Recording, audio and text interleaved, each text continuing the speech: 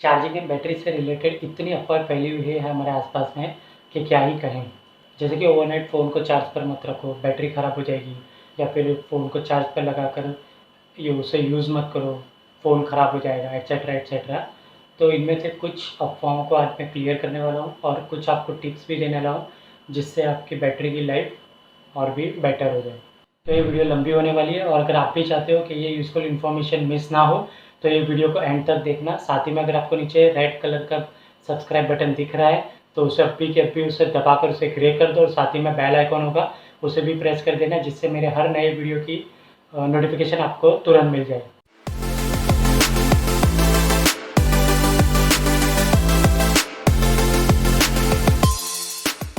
Number 10, back cover.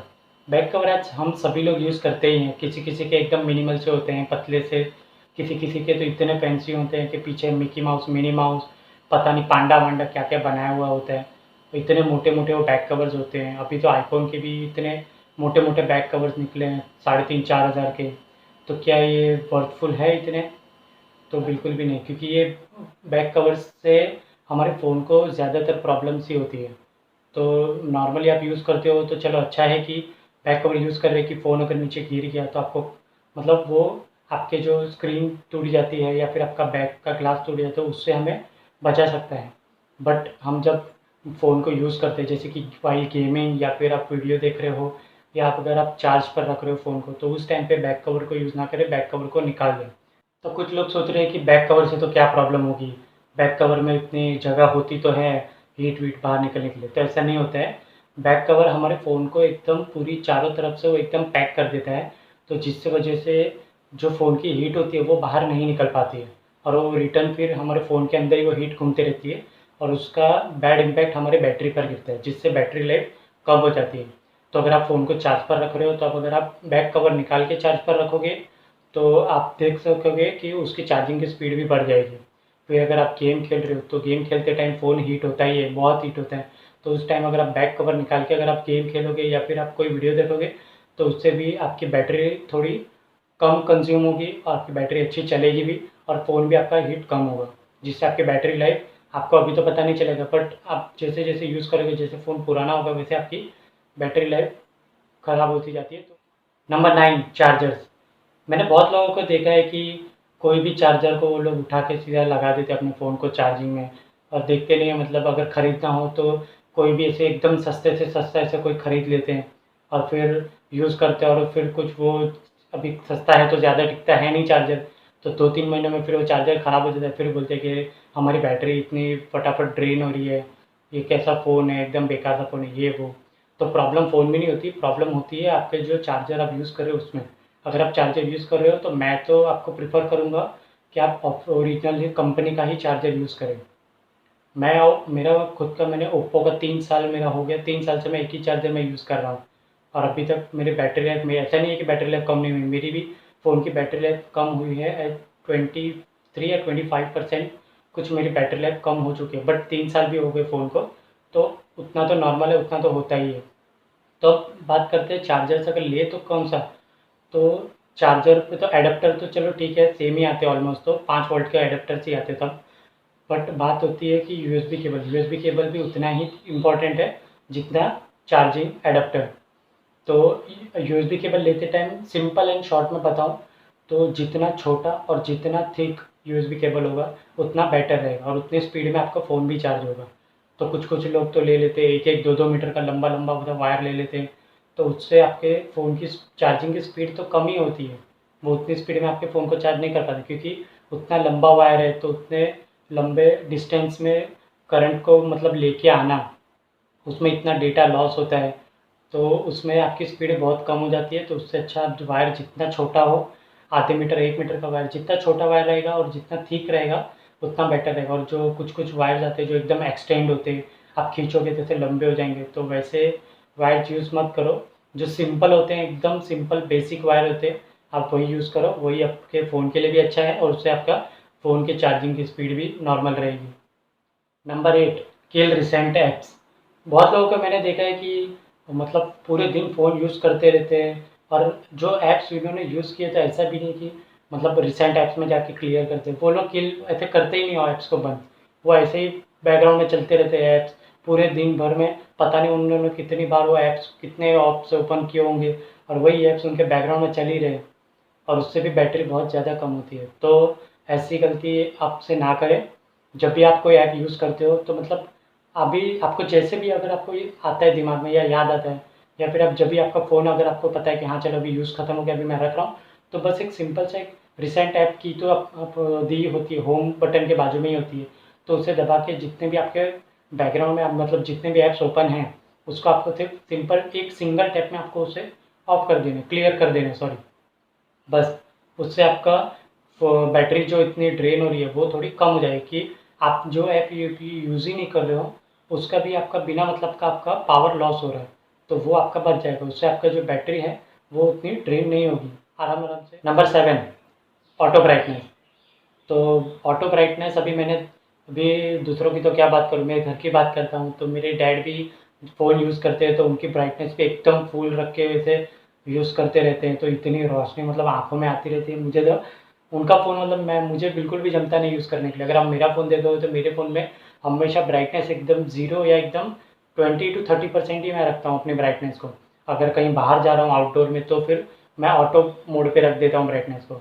तो इससे क्या होता है कि अगर आप फुल ब्राइटनेस रखते हो तो आपके फ़ोन में जो ऐसी इतनी ब्राइटनेस आती है तो उतना आपका पावर लॉस इतना ज़्यादा होगा, उतनी आपकी बैटरी ज़्यादा कंज्यूम होगी। तो उससे अच्छा अगर आप आपको एट ऑटो ब्राइटनेस है आप यूज़ कर सकते हो अगर बाहर हो तो। बाकी घर में हो तो मैं आपको यही सजेस्ट करूँगा कि ऑटो ब्राइटनेस को भी ऑफ रखें और ब्राइटनेस को मिनिमल मतलब जितना आप जितनी लेवल में आप देख सकते हो आप फ़ोन में कि आपको लग रहा है कि हाँ इतना मेरे आइज़ के लिए ठीक है, मतलब इतने लेवल पे मैं देख सकता हूँ, तो बस उतनी ही ब्राइटनेस को रखें, ज़्यादा ब्राइटनेस को ना रखें, उससे भी आपकी बैटरी ज़्यादा ड्रेन होती है।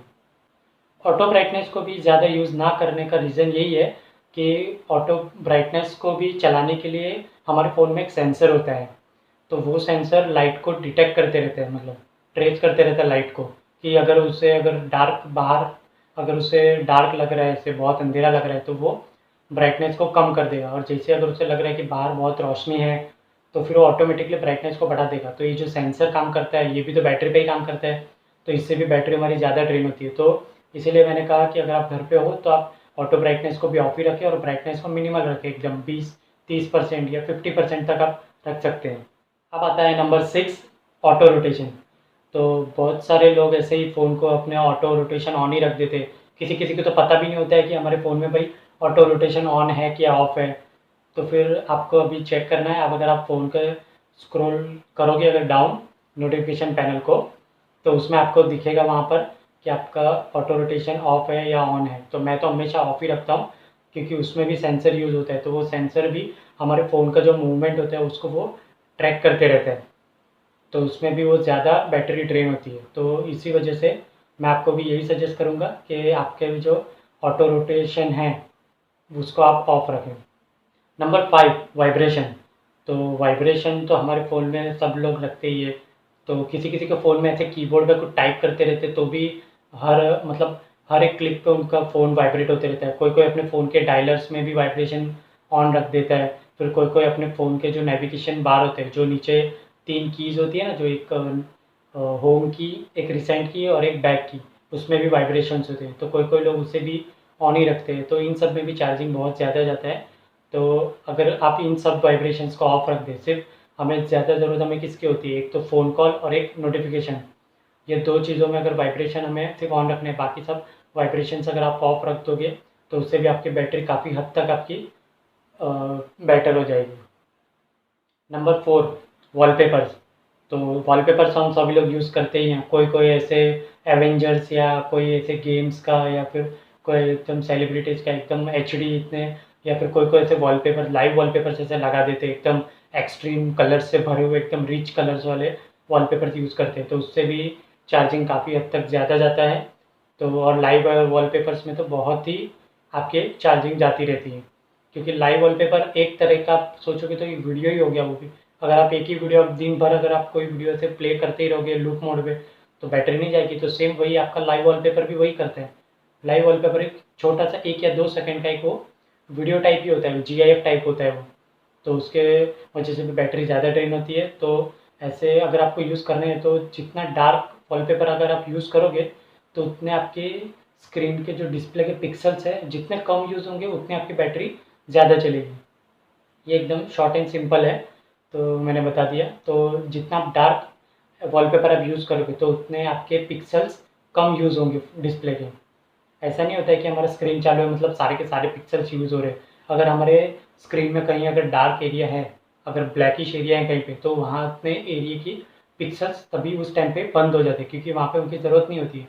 तो ऐसा ही सेम वॉलपेपर्स के टाइम पे भी होता है कि अगर आप डार्क वॉलपेपर यूज़ करोगे तो उतने जितना हिस्सा डार्क है स्क्रीन पर उतने हिस्से का पिक्सल्स हमारे बंद हो जाएंगे, तो उससे हमारे बैटरी भी कम कंज्यूम होगी, जिससे हमारा फ़ोन की बैटरी और चलेगी। नंबर 2, वाईफ़ाई, ब्लूटूथ और लोकेशन, पता नहीं क्या-क्या चीज़ें हमारे फ़ोन में चलती रहती हैं। तो इन सब को भी अगर आपको काम ना हो तो ऑफ कर दें, क्योंकि इन सब जब भी वाईफ़ाई या मोबाइल डेटा या फिर लोकेशन अगर ऑन होते हैं, भले हम यूज़ नहीं कर रहे हैं, बट वो बैकग्राउंड में वो रहे डेटा जो होता है वो सेंड और रिसीव करते ही रहते हैं वो। तो इसी वजह से हमारे फ़ोन की बैटरी भी उतनी कंज़्यूम होती रहती है। तो अगर आपको यूज़ ना हो तो आप वाईफ़ाई, ब्लूटूथ या जो भी आपके फ़ोन में चल रहा है, उसे आप क्लोज़ कर दें।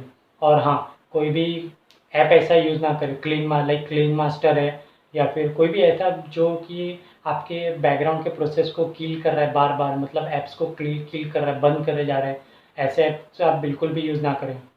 क्योंकि कोई अगर ऐप आप किल करते हो फ़ोर्सफुली, तो वो ऐप फ़िलहाल तो बंद हो जाएगा बैकग्राउंड प्रोसेस, बट उस फिर से रिस्टार्ट हो जाएगा वो कुछ टाइम के बाद, क्योंकि वो आपके सिस्टम का रहता है, वो कोर जो प्रोसेस होता है वो सिस्टम से वो सारा प्रोसेस चलते रहता है। तो अगर आप बंद करोगे तो फिर से वो रिस्टार्ट तो होने ही वाला है वो। आप जितनी बार बंद करोगे वो उतनी बार रिस्टार्ट होगा, क्योंकि वो प्रोसेस अगर नहीं चलेगा तो आपका फ़ोन प्रॉपर वर्क नहीं करेगा। और अब जब आप बंद करोगे तो फिर से रिस्टार्ट होगा, तो रिस्टार्ट होने में ज़्यादा सीपीयू में एनर्जी लगती है, और सीपीयू में एनर्जी आएगी कहाँ से? बैटरी से, तो उसका मतलब है कि बैटरी भी ज़्यादा ड्रेन होगी। तो इसी वजह से ऐसे क्लीन मास्टर या कोई भी ऐसा फालतू का ऐप ऐसे ना यूज़ करें। नंबर 2, चार्जिंग हम दिन भर कितनी बार लगाते हैं, पता नहीं। आप फ़ोन लेके आज तक में कितनी बार हमने चार्जिंग में फ़ोन को लगाया होगा, लेकिन कभी हमने ये चेक किया कि चार्जिंग के सॉकेट में कहीं कचरा-वचरा तो नहीं है? कभी हमने ये तो कम कभी कोई दिखता ही नहीं है। तो ये भी चीज़ देखनी उतनी इम्पोर्टेंट है। तो आप जब भी अभी अगर आप फ़ोन को अगर चार्ज पे रखो तो उससे पहले एक टूथपिक होती है जो नॉर्मल, आप अगर टूथपिक से भी आप उसे हल्का सा साइड-साइड से साफ़ कर दोगे तो भी वो क्लीन हो जाएगा। ऐसा ज़रूरी नहीं है कि उसे किसी प्रोफ़ेशनल के पास लेके जाके फ़ोन खोलना पड़े, ऐसा नहीं होता है। एक नॉर्मल टूथपिक आती है उससे आप साफ़ कर सकते हो, उससे नॉर्मली साफ़ करना है, ज़्यादा छेड़-छाड़ नहीं करना वरना पिन भी टूट सकती है। तो हमें नॉर्मली उसको थोड़ा बहुत अगर अंदर कुछ कचरा, क्योंकि कचरा जमता ही है अंदर, तो हम थोड़ा जो भी डस्ट होता है अंदर वो हम टूथपिक से हम निकाल सकते हैं, उससे भी हमारे चार्जिंग की स्पीड थोड़ी बढ़ सकती है। अब आता है नंबर 1 सबसे इम्पोर्टेंट, कि हम सभी लोग फ़ोन को यूज़ करते हैं तो ओवरनाइट में रख देते हैं फ़ोन को, कि भाई चलो सुबह तक मैं देखा तो हाँ भाई 100% हो गया, या फिर किसी-किसी का होता है 70% होता है, 80% होता है, फिर भी फ़ोन को चार्ज पर लगा देते हैं कि नहीं भाई हमें तो 100% ही चाहिए। तो ऐसा नहीं करना चाहिए। अगर आपका फ़ोन का चार्जिंग अगर आपको करना ही है, तो मैं तो कहूँगा कि जब तक 20 टू 30% अगर आपका फ़ोन की चार्जिंग नहीं आती है, तब तक उसे मत लगाएँ। 20 टू 30% पर एक बार फ़ोन पहुँच जाए, उसके बाद तब आप अगर चार्जिंग पर लगाएँ और फ़ोन को मैक्स टू मैक्स 80% तक ही चार्ज करें। अगर आपको कहीं बाहर जाना है, तो आप 100% तक करते हो तो बात अलग है। बट अगर डेली यूसेज है, तो डेली यूसेज में तो मैं आपको यही रिकमेंड करूँगा कि आप फ़ोन को 80% तक ही चार्ज करें। क्योंकि फ़ोन का क्या होता है कि 80% तक आप चार्ज करते हो तो उससे भी आपका एज़ कम्पेयर टू 100% फ़ोन की बैटरी आपकी ज़्यादा टाइम तक चलेगी। अगर आपको चेक करना है तो आप ये चीज़ आप चेक भी कर सकते हो। ऐसा नहीं होता है कि 100% चार्ज किया है तो 80% है तो इतनी कम चलेगी 20%, ऐसा नहीं होता है। बैटरी के जो एक लाइफ़ साइकिल होती है बैटरी की, वो अलग तरीके से काम करती है। वो ऐसे परसेंटेज पे वो नहीं चलती। वो आप जितना यूज़ करोगे, भाई 100% हो गया, तो 100 से 80% पे आते-आते फटाक से आ जाते हो, तो उसको इतना टाइम नहीं लगता है। तो मैं आपको यही रिकमेंड करूँगा कि आप चार्ज करते हो तो 20 टू 30% या फिर उससे भी कम चार्ज हो तो आप तभी रखो, तो भी सही है। और मैक्स टू मैक्स आप 80% तक ही चार्ज करो, वो आपके बैटरी के लिए बेटर होगा और आपके फ़ोन के लिए भी। तो बस इतना ही था आज के वीडियो के लिए। होपफुली आपको वीडियो अच्छी लगी हो। अगर अच्छी लगी हो तो लाइक, शेयर और सब्सक्राइब ज़रूर करें और कमेंट करके मुझे बताइए अगर आपको कुछ इसमें से यूज़फुल लगा हो या फिर ना भी लगा हो। और वीडियो आपको कैसी लगी वो भी मुझे बताइए कमेंट करके। और हम नेक्स्ट वाले वीडियो में मिलते हैं, तब तक के लिए बाय बाय।